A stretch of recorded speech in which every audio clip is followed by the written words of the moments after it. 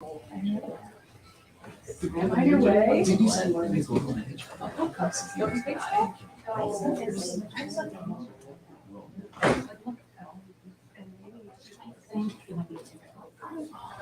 Okay, hello.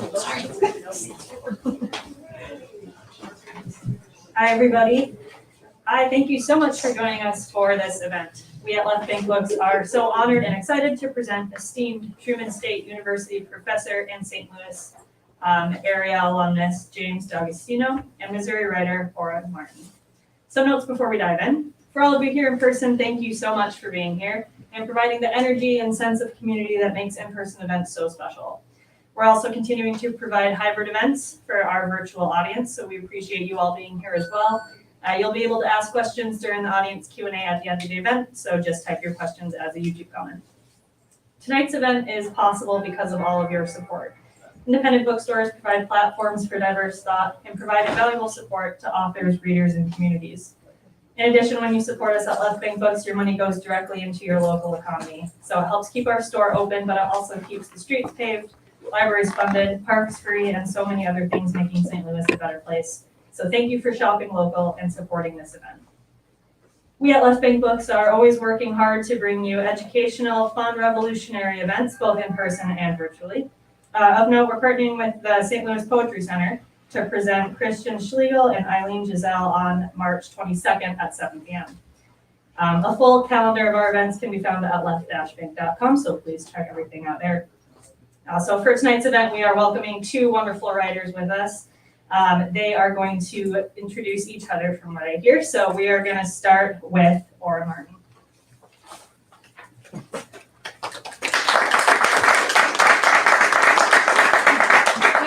Hello. Let's see. Good evening, everybody. I'm Laura, one of the readers you'll hear from later tonight. So thank you so much for coming out here today. And thank you to CutBank Books, to Shane, and to Evan for making this happen. Before Jamie reads, I'd like to share a few words about him and why this reading is so special to me. I met Jamie 6 years ago when I was a student at Truman State University. And this is fine. I wanted to join the creative writing program, so I talked to Jamie to see if I could. I met him in his office and he asked me what I liked to write, and I told him I was a fiction writer, and that all I wanted to read and write and talk about was fiction, and I didn't have the patience for poetry. What do poets write about anyway? Feelings and leaves? I didn't notice that Jamie's face was changing as I kept bashing poetry, but I didn't think anything of it. Finally, after my tirade against poetry ended, I asked him, "So, what do you write?" He paused, then answered, "Poetry." Well, by some miracle, he didn't kick me out of his office. In fact, he agreed to teach me how to write poetry. It was Jamie who introduced me to centos, or style poetry that is made by collecting and rearranging sentences from multiple sources. It was Jamie who put me on the path I'm on now, and one of the major reasons I am standing before you today. It takes a special person to be willing to teach you, to see what talents you have and be willing to help you grow. And Jamie has so much valuable insight to share through his teaching and his works. He has published over 4 poetry books with a 5th forthcoming. He has appeared in Ninth Letter, Laurel Review, Bear Review, and elsewhere. His latest collection that he will read from tonight won the 17th Anthony Hecht Poetry Prize. Jamie is generous, soulful, and brilliant. I've never met anybody like him. He has inspired so many writers at Truman, and the book I'm going to read from tonight would not exist without him. He has brought out the best in many of us, and I'm thrilled to hear him read tonight. So without further ado, let's welcome to the stage, friends and listeners, let's welcome Jamie D'Agostino.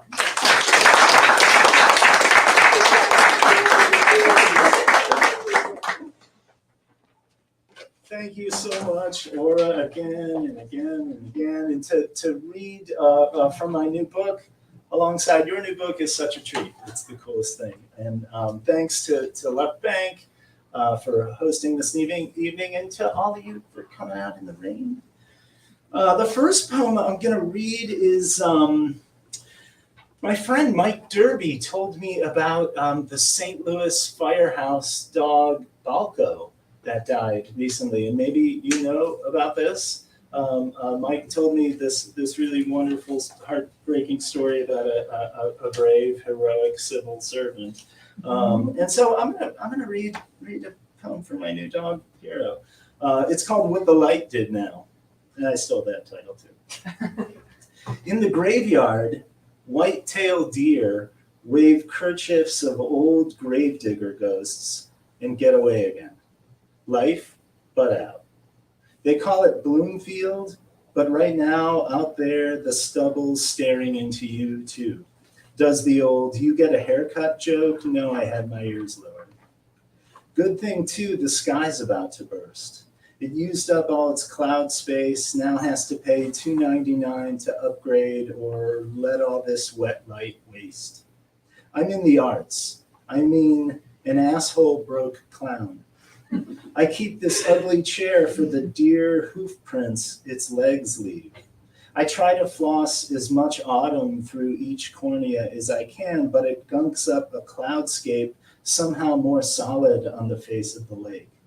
Light's a little too tacky for another coat of Tuesday, so we cut out the corners, edge in the windows, and wait. A Wednesday is on its way, or will be. Cold wind in the oaks got the sound of summer rain down to a tree. Shoulder of the road home, the raw carcass of a deer uncovered by crows flutters up a deck of cards, and we're all in. The only trick my dog ever needed me to know was hold up. I'm reading all these poems for dogs. I'm sorry, that's when I come to St. Louis, I'm reading all. Every pooch gets honored. This is actually called Besos de los Perros, but it's just a coincidence. Dog kisses. Yeah, total coincidence. Besos de los Perros. In monotonous, the O's go 2, 4, 6, 8. And who do we appreciate? Whom? All pattern is investment in future violation. You are someone with one idea until you screw it up, then you got two. It's a fission of just fucking around. It's the quickest pot to boil, the one you don't know what to do with. Maybe you unwrap the lettered bankrolls of work to let the wrists breathe. Maybe you unwrap the lettered bandages of words to let the wounds a little while. Duh, we were luminous. We were dark wires and glass bulbs. We were screwed. We had one about trees, but we had a lot of ideas. Today is day to day. The sun and orange syringe and not shutting up. I'm always screwing this part up. The sun and orange syringe and side effects are not shutting up and shadows. The sunflower row goes scorched headache end of August. I go garbage to write stuff like that on the way to school. Each can's closed lid, a desk, a spot to set my coffee, open my notebook and go. I loved every classmate who ever collected my homework when I was out sick, but can't recall ever doing any of it. I remember chapter numbers, study questions, stacks that made no sense, but stood as sweet little totems from the world gone on without me. The little Milky Way of millet constellating in the toast. At most, the readers only every poem you read that week. Out here, we are on our own, but we're in this together. And I have no more dogs in my poems, I think, sadly. But I have a little Elvis. It's so cool to see former students from the years at Truman State, including Aura, including everybody. And I have to tell you, what I really want to do is introduce you to some current students. Like, this comes from a poetry class. My really great student, Nora, brought in an Elvis, I guess a whiskey decanter. It's sort of a ceramic-y Elvis. His head doesn't fit on so well, like all kings. It falls off a lot, I think, when Nora slams the door in the house. So Nora brought in this Elvis, and we were somehow writing about it. And in lieu of any other idea, I started playing Love Me Tender backwards. You know, of course, on YouTube, there's Love Me Tender backwards. And it led, it was research. So this is called American Molten. A lot of fears we call irrational, but how do we really know? In the nest of the chest flutter little razor blade bird babies. Ibophobia is fear of only those palindromes with steep enough sides to get stuck in forever. Listening to Elvis backwards doesn't summon a thing unless you count more and more America, where tender backwards is red net, and the heart's a grunting, swung, drippy catch of snapper dumped into the hold of a storm-tossed steamer. You can hear it list and pitch in weird swells of voice, so just keep your ears on the horizon. Let the nearby slosh you to sleep. Backwards, forwards, it doesn't matter which way you face. What's going to kill you does. A couple of years before the draft and his mother's death, all the army buddies with amphetamines and footlockers, Elvis sang Love Me Tender backwards all the way to Ora Lee, the sentimental Union Army standard, filched for the tune, which at least says sunshine came along with thee and swallows in the air. But Elvis's is pretty bare, and even forwards, it's just giving orders. Love me, take me, tell me. It's command form balladry. It's marching orders adoration calling fall in. Oh, my darling, dawns fester, but the night runs clear. Next Civil War's letters home may be live streamed, but this baritone's stuck vowel quaver climbs into agony. Evil vinyl in reverse, backward masks, black mass, singing TV omen enter me. I'd be scared of getting trapped in here too. Unnerved omelet. I'm out of it, listening to this Lear veneer, veer and veer. But here's how you sing along. Place your non-tonal after breath first, so it triggers expectation of a whisper. Then place your hand in mine. So that's for Nora and the decapitated Elvis that I just can't stop thinking about ever since I've seen it. I was texting with a former student, Stephen Furlong, that many people know in the crowd tonight. And he texted me, he dared me to read a James Tate poem and texted it from this really cool poetry anthology. I remember when it came out and I got it, I was over the moon. Drive, she said, it's that anthology about travel and transit and a lot of driving poems and stuff. And so then as I was thinking about poems to read, I picked this one, which borrows everything from a famous Cesar Vallejo poem, A Black Stone on a White Stone. And I thought someone needs to edit that anthology of poems inspired by this famous poem. And I think Stephen Furlong is the way to do it. All right, new business. It's done. About a week, Stephen, when you send us some galleys. This is called Please Come. I will die in like 5 seconds here in this Missouri summer marsupial pouch if I have to listen to myself talk about death again. I will die, and I'm not going to lie. There's a lesson in this. Few people get more interesting the longer they speak. So get in the grave of what you have to say and get out, baby. You don't have to shout it. It can be one word, whispered nests, written in the trees. Avian lice and mites, this city, its lights and mud and spit and woven twigs. Birds swirl their single vowel, fringed flyers, bottom feeders of the heavens, wet black eye bead, please come daybreak, blink the bright world back. So cool to read a poem about a bird and have a cat stalk in. Oh, that's the best. Okay, another one. This is called Prairie Warble. Overlook the river from far enough away, you first mistake the lit up theater lot for water, when it would take its asphalt real recent rain to mirror polished purple dusk like that. Through blue ash to hurt pink cuticle of horizon, where the photo rips in two from a pretty true tear of tree line. America's got trouble with its key card.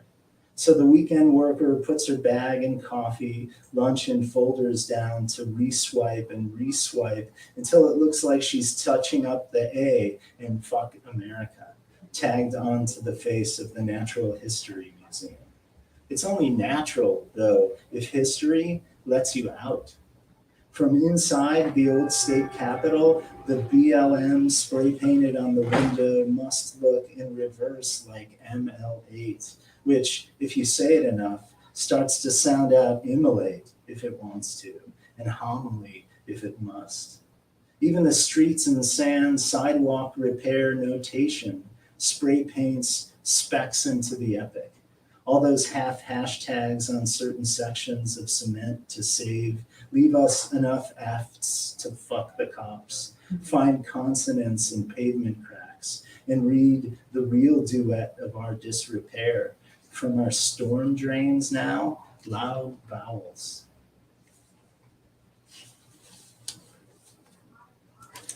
This poem is from a student of mine, Alan Smith, who's beloved one year for Christmas. It might have been Alan's birthday. Reached out to all kinds of writers and poets that Alan admired and asked them to contribute to a book that Jordan was putting together for him. It was really sweet. And sometimes it was poems from writers, sometimes it was letters of encouragement or just important lessons.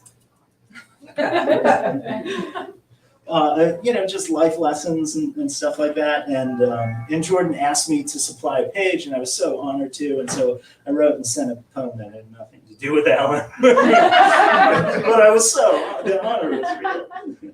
It's called You Are. This is the moment when lit windows wander the floor, and we try to write wander, but it comes out all light. Autumn fields talcum each other at dusk, and stock dust come harvest, so whenever, November. The late corn outgrows its church clothes. We don't have etherized evening sky, we've got patience all night long. Let us go then, us. Escape would be a palindrome if S's were P's and the C disappeared. If the C disappears, we've been dead for years. For the dew from the sweet grass, the dog licks her shin. Your eyes aren't bloodshot. Your blood just wants a look for itself. It's not high definition. It's high connotation. Stars scooch an inch.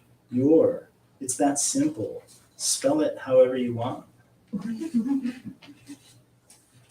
So it's spring break. It's Thursday of spring break. This is as vacation-y as it gets until summer, I guess, right? So of course that makes me think about 3 years ago, spring break. I went home in 2020 with a bag and 3 pairs of socks, and I'm still there. We're still in that room with those socks. And this is a poem that comes from that time and that panic for sure. It's called Gorilla by Jellyfish Light. A lot of animals. It's a nice read. Baby elephant trunk bumps the beluga pod, and 2 months in, I figure out why I like animals touring empty zoos. In desolation porn, the world goes on without our fingerprints all over it. The best parts of us, wonder and awe, if unsteady on glossy terrazzo. On our handlers' social media, we're only so free.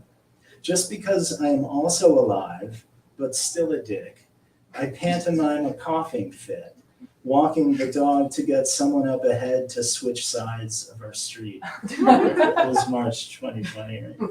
I'm sorry.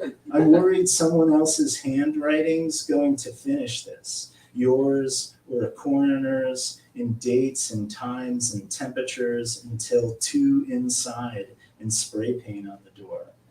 The world inside's all eyelid light fixer, just stucco dreaming, under which we are each other's essential worker. We're one another's wet market, open for biz with a taste for something.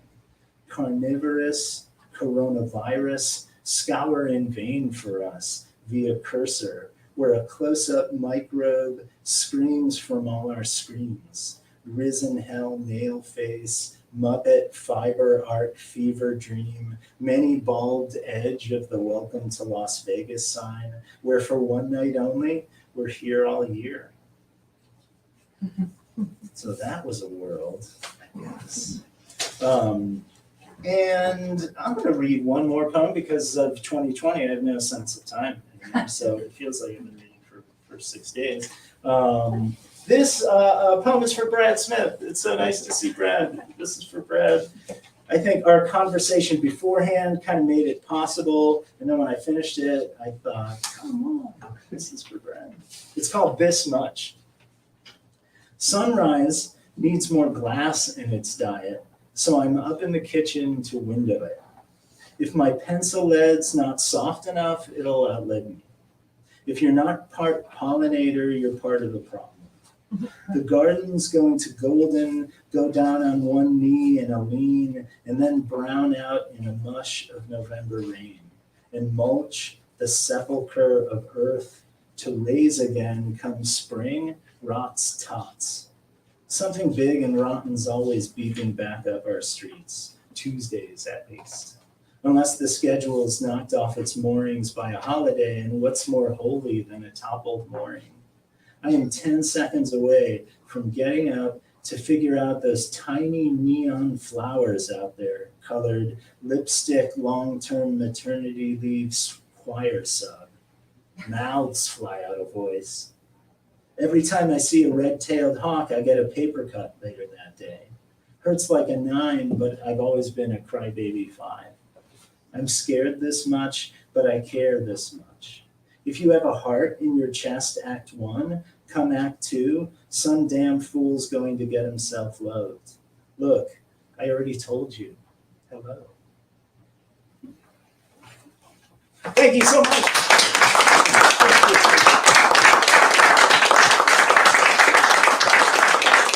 It sort of feels like class where I say goodbye to everybody. I hear the book bag zip up and I realize, oh, that was just 4 minutes. We've got a little more to do today. It's such a treat to read at one of the great bookstores anywhere, and to read with Aura is such an honor too. Aura told the whole story of our initial encounter, showing up and saying, oh God, I just can't stand poems. And what is it that you write, right? And somehow that didn't get in the way. Over the next couple of years at Truman, Aura cultivated a talent for paying really close attention to other writers, both on campus, off campus. Anytime someone recommended a book or an author or whatever it is, Aura really thought about that person as not just, some ink on a paper, but like with a career and a history and a network of friends. And so it makes perfect sense that that kind of imagination would be so at home in a form like the cento, which makes all the poems in Aura's new book are centos. And it's a marrying of voices from different texts. Writers do it in so many different ways. Some of them do it in the old school 100 lines from other books, cento. Others, treat it as a kind of Bartlett's quotation of important song lyrics or literary quotes that they carry around with them. But Aura does something else, which is she puts them into conversation with other writers, especially the ones that have one or two writers paired together, a couple of writers paired together. It's dialogic in the best way, and it feels like eavesdropping on not only those writers, but also Aura's imagination, that thought about those voices and how they can connect and say things about all of our lives that are relevant.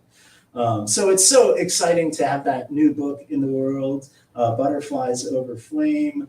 Those Embroidered Suns was a chapbook from Aura from 2020, and Thumbprint Lizards, was that 2019? Yes. That was 2019. You've been so busy.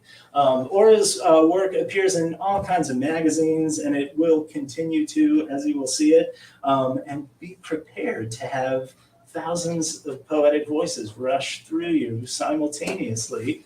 Aura Martin.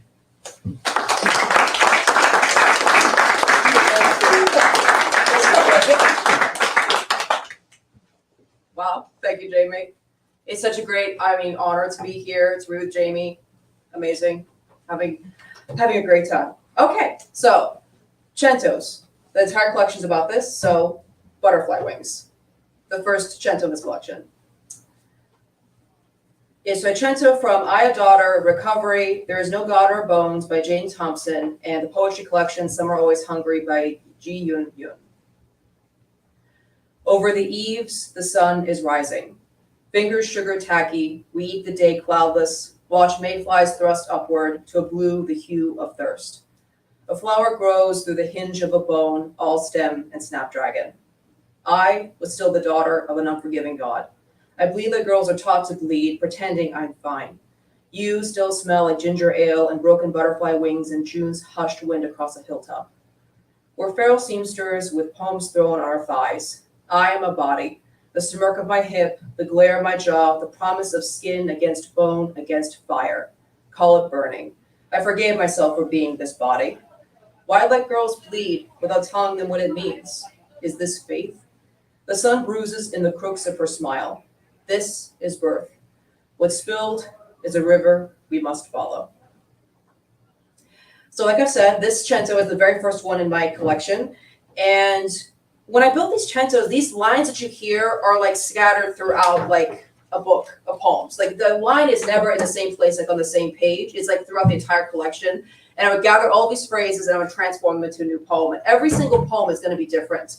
Like I'm trying to do an anthology at some point where I like have the same source and like I want to see how many different chantos can be conjured because it is a conjuring.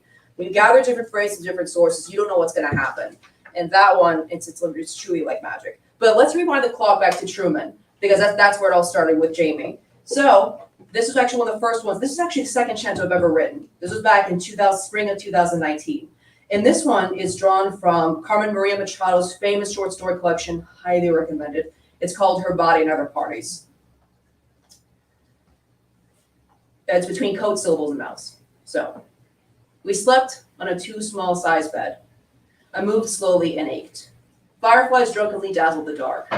The trees dense and folded in on themselves, catching secrets.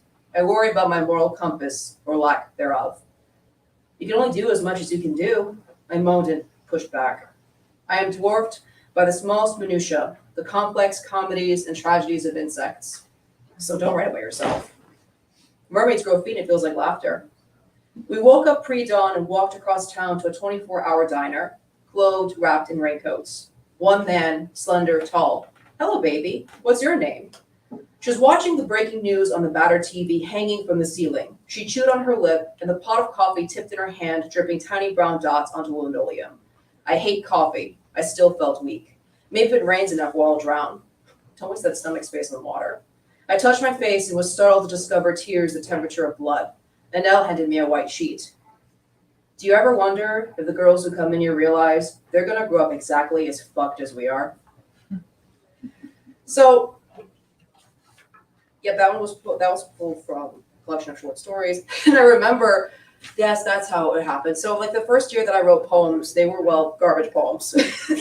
And I wrote poems with Jamie, and then he basically, like, it was my teacher, like we'll talk about later, Brad, who I can't believe is here, like Brad's getting all the love tonight, which he deserves. Like I asked Brad, like, how do you title poems? And his idea was you take phrases from, after you finish writing the poem, you subconsciously know what the poem is about. So you grab a title from a book that you're reading, and then you'll write down those titles, and that's gonna be the title of your poem. So I went to Jamie one time with this interesting title for my poem, and he was smiling. He said, "Where'd the title come from?" Because he knew I didn't, because he knew I didn't come up with it. And I was like, I just did it because Brad said to do it. He said, "You have a talent for doing that. I think you should just write a poem of like all these different phrases, and that's a chanto." And so that's how it got started. So last one I wrote was a short story collection. This is from a novel. So this is Bruised Nikki Skies, chanto from the Goldfinch by Donna Tartt. When I finally made it home, I was chilled to the bone, punch drunk and stumbling. My hair plastered to my head, my supposedly waterproof raincoat sopping like I'd soaked it in the bathtub. My hands were cut and so were my knees. What else was there to say? Those bad friends. Stray dog hungry for affection. It's your fault you're not doing better. The words were as clear and crisp as if someone had handed them typed to me on a slip of paper. I still couldn't believe she had walked away from the museum without me. I stepped into the bright hall and smelled the familiar old school smell, citrus disinfectant and something like old socks. It's hard to know how she'll react. There she was in her same dolphin shirt in the kitchen making margaritas. Kitsy's usual mess of lip gloss and business cards and perfume samples and cash floating loose. Crumpled 20 falling out every time she reached for a hairbrush. Fine hair straggling in her face. She's not herself. skin and bones, and just as well, I should think. You see the paint for the paint. It can be easy to get lost, waiting for a car to come and run you over. Oh, I don't know what to do. I pictured myself riding in aimless circles through Europe, Rhine Falls and Trillian passes, cinematic tunnels and snowstorms. The invisible part was the important part, arched reflections on the black water. I know that now, the still point where it all hinged. And sometimes I kind of feel apologetic for writing channels because a lot of people don't really understand what found poetry is. And I feel like, oh, yeah, I know it's from different authors, but like one of the things I did recently was when I harvested, I keep calling it harvesting, that's what I do. When I harvested all these different phrases to build a cento, I would write down the page numbers of where it came from, but then I realized like, I want to know what it looks like when I actually have a real book in front of me. So I actually started doing that with the books. I like went back and I bought all the books that I use because I usually use library books. I started underlining all these phrases, and like you open this book. So someday when I pass and somebody goes through my library, they're like, why are all these lines underlined? It's because that's what builds a cento, and it's throughout the entire book to build a poem. So this one is actually this is a poem, a cento that I had written for Brad. I wrote this because I worked with another teacher. I worked with Jamie, but I also worked with Brad, a brilliant poet. And he had a huge impact on my writing career because he helped me find my voice. And we're lucky that he's with us tonight. So I wrote this as a parting gift when I graduated from Truman for Brad. So this is Markings for Strange Rituals, cento from Jesus' Son Stories by Dennis Johnson. Under Midwestern clouds, like great gray brains, we left the superhighway with a drifting sensation and entered Kansas City's rush hour with a sensation of running aground. It was raining. Don't let it get you down. Tom had such sharp features that his moves looked even worse than they were. His left hand didn't know what his right hand was doing. Henry pulled up to a lopsided farmhouse set on a hill of grass. Put out your cigarette. Every time I entered the place, there were veiled faces promising everything and then clarifying quickly into the dull, the usual, looking up at me and making the same mistake, telling lies to one another, far from God. It seemed all right, and then it wasn't right. I can hardly move my fingers. What am I crying for? Through the neighborhoods and past the platforms, I felt the canceled life dreaming after me. I was sick of myself and full of joy. The torn moon mended. The radiator was hissing steadily. Rather than moving, we were just getting smaller and smaller. Oh, this one. So I feel like with centos, I really love them so much because I often said that like with centos, when I wrote them, it reveals my emotional state because you gravitate when you build a cento. Like I've said, I'm not sure if I said this earlier, but it's like a conjuring. You don't know when you like pick these certain phrases, you don't know what's going to happen to you when you assemble it. And I remember with this one, I wanted this cento to be about like love and recovery from love, but it didn't want that to happen because these actually final two lines. These final two lines I knew as soon as I saw them, like that's the ending. Because I'm like, I have a weakness for damning endings. And so this one, I love it so much, I can't help myself. So they built the entire, when I realized this was about heartbreak, because that was my state of mind, because I had a serious breakup, well, I had a breakup before the pandemic, and the heartbreak came through in the collection. This piece wanted to be about heartbreak, so I let it be about heartbreak. This cento pulls from 7 poems by June Lin and 1 poem by Alex Dimitrov, together by ourselves. This one's called In My Dreams. I always think of you, even when I don't mean to. People say your name, and all I can conjure are shared mins and badly wrapped boxes.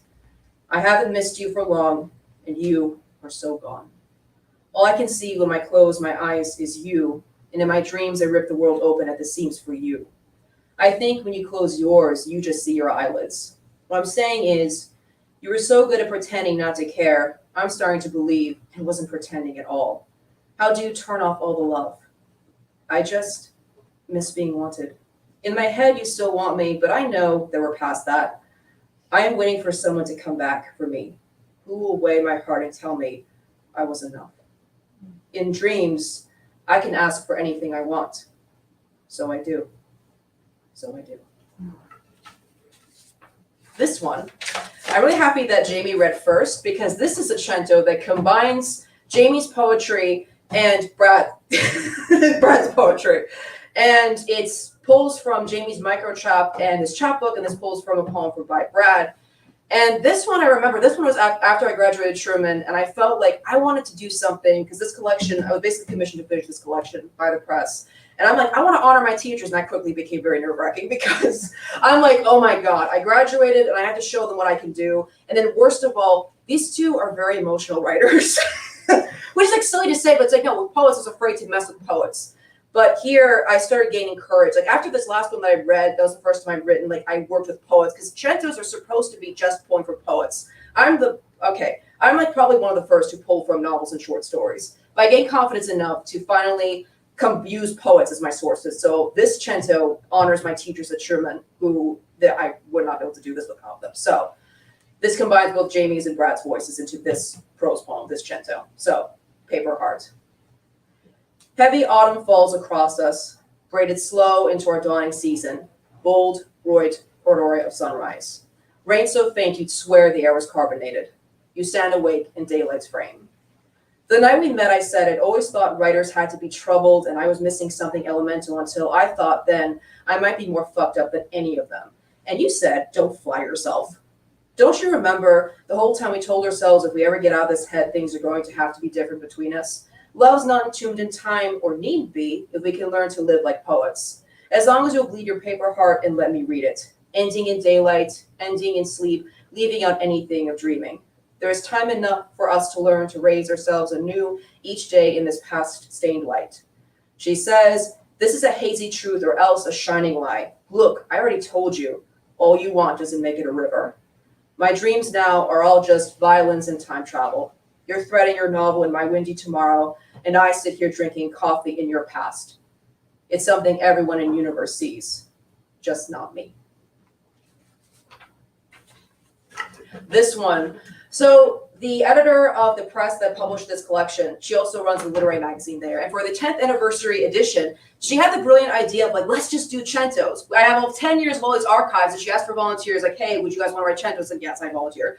And this one was one of 3 that I wrote, and it was actually nominated for a Pushcart Prize last year. And this is one of the largest ones that I've written, like the largest number of sources. Because like I said, normally I stay with like a short story collection or a novel. I stay in that one place. Here, this pulls from 16 different poems from 16 different writers. And it's from the ELJ 10-year archives. So this is beyond my fingertips. Happiness and transcendence and flight are not the same paradise anymore. I'm undone, unlaced. It means I'm anything but fine. Oh, the urgency of having to love you just to keep myself alive. I'm looking to give love as I've always done. I know you are just looking for belonging. After all this time, has anything changed? Let me tell you my acts of broken bed springs. What it feels like to be free and fucking reckless and pulsing endlessly inside our secrets. You show me your newfound sobriety written with marks, counting the days you've gained from all those days you had lost. We talk about the people we used to be, and we laugh about the pieces of us that we can't find funny. Words and music tick and drip of time passing. You continue to write your letters and hold them up to the universe in vague desperation. You stayed out there alone, unfeeling, fixated on intangible hollowness you think you'll find in these mountains that are only mountains. I scavenge past for embroidery, biting into the thread I use to mend myself. Do you ever think of me? I will sometimes pass a stranger whose smell tastes like you, drunk in your secondhand bed at 4 a.m., a shimmering ghost, infinitely just beyond my fingertips. How will this end? After all, there are so many things I turned out not to be. I want to make sure this will at least end up being a good story. And, well, thanks again, everybody, for coming out. I would like to go ahead and read this final cento that's actually the last cento from my collection and see if you can spot the title. This is There Are Never Enough Endings. Cento from The Unfinished World and Other Stories, a short story collection by Amber Sparks. And Jamie, it was so great to read with you. She paced the woods with her sketchbook. They held up the sky and fence in the killing fields, make a hideous trinket of barbed wire and wood. The world is doing just fine without a plot. Then why bother making all this art? It hides the hungry darkness inside. They dressed in black and spoke in whispers, and lived in a house that was nothing short of Gothic, and winding trees and blood-colored wallpaper and old furnishings covering its sheets. All that genius given, all that misery marked for both of them. They confused themselves with their own chronicles. There was a room full of sea battle dioramas, another jammed with full-size decorative staircases to nowhere, ceramic dolls and jelly jars. They never spoke of the swimming pool. The doorbell rang again. To create life, one must be a keen observer of faces. She needs to get those eyes right, those terrible pink eyes, slick and toxic as rainbows in an oil spill. It's the poetry of it, I suppose. Louis stands over the long blonde body. His name was Morris, and he was a pianist, yet another man who relied on his own two hands. They met only once at a piano recital in her hometown. They have different muscles now, different thin and fat places, different soft and hard places. He is so tall and looks so threatening, though, of course, really, he's as soft and as malleable as clay. Just a bad night last night, that's all. Anyone could see that. She puts her trembling hands over his body, butterflies over flame. It's the only thing that's hers. Thank you.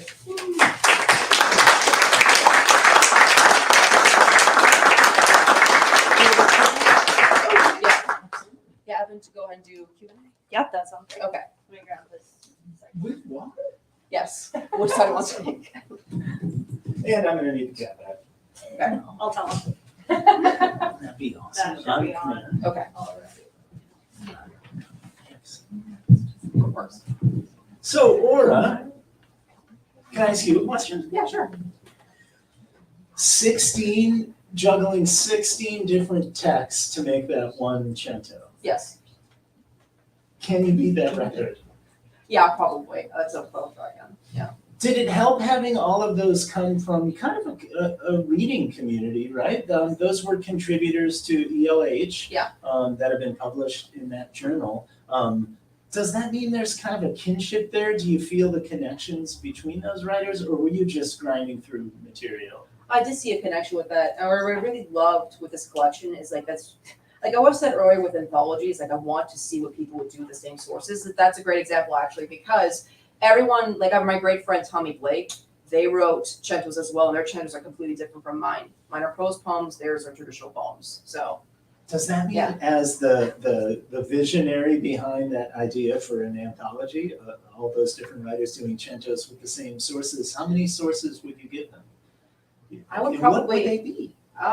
yeah.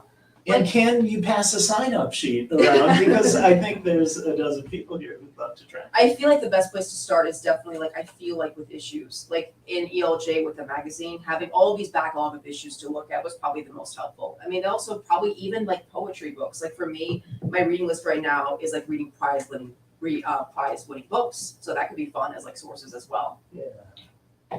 I'm just thinking how, like, what a cool literary artifact keepsake it would be for one writer to reach out to the cento writer and say, hey, can you make a cento of a book of mine in my friend's book? And then that way it's this sort of living, it's a descendant. It's like a poetry book junior. Yeah. The next generation, I guess. Okay, I think writers are gonna start seeking you out for that service, for sure. Should we field questions Yes. from civilians? Okay. Are there any questions? I'll civilian at you. Casey? So in terms of centos, I'm staring at this very lovely display of children's books. Do you ever pull kids' books? Oh, Interesting question. I've never thought of pulling a kid's book before. That sounds like that would be very interesting. Because this whole time I've been looking at the search for Sasquatch and Mothman Baby. And I'm kind of like, eh? Yeah, that would be really cool. For some reason, I only stayed with like because that was my genre. Like the whole stupid speech I gave to Jamie earlier about like my loving fiction. I only stayed with fiction because I always thought I was a fiction writer. But children's books, that's a great idea. Jump on it. I'm just nodding. I'm ready. I want to be part of that group. So do you, when you're writing these, do you think, okay, I want to write about this topic, and then you go picking, or is it a more organic, like you're reading something, you're like, ooh, that's a good line, and then you just kind of compile? Like, how does that process work?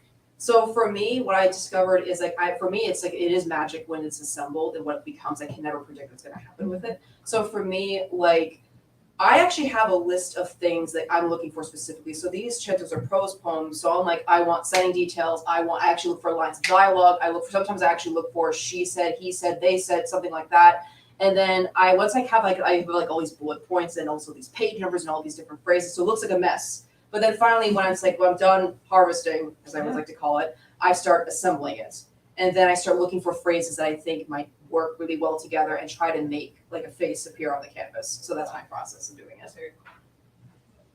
I have to say, just hearing it, like the one that you read that married some of my lines with Brad's, and I've read that before numerous times, but just hearing it read, there are moments where it'll shift from some line of mine to Brad's, and I feel I can't even imagine what it would be like to turn that corner in the poem, and if that next line that was Brad's was mine, I'd really be going someplace. But then it always, that left back tire spins out, and then it's just one of my lines again. But it really makes you hear that other voice in a totally different way. That's very exciting. Do you ever start out with a cento, but then it just gets haywire or heads in a certain direction, and you say, no, this is mine, I'm taking over here? Well, I remember I had one of my friends who was a poet, a very, very few times. I've had only 2 writers of dozens of writers I've worked with who actually hated the fact that I wrote a chant of their poetry. Most people love it. But this one writer I talked to, I said, hey, I wrote a chant of your work, what do you think? She said, never try to publish this. I don't want anyone to see this. And I'm like, wow. My friend was like, you know what you could do? You're a writer, honey. You should go in there, rephrase everything. That's a great chant and make it your own poem. I think that's an interesting literary exercise. I never tried to do it because I was I was freaked out. But it's that might be an interesting literary exercise, trying to make a cento into an actual poem. That'd be actually, that's interesting. I might try it. So, has a district court judge ever signed a restraining order Yeah. saying, cease and desist cento making? Keep a 500 syllable word distance from this writer.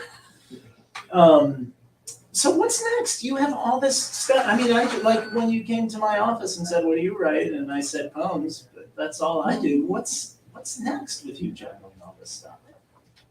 I know that I'm working on another chento collection because I have to prepare to teach a workshop in the summer. And so it's an online lecture basically teaching people what I did for centos.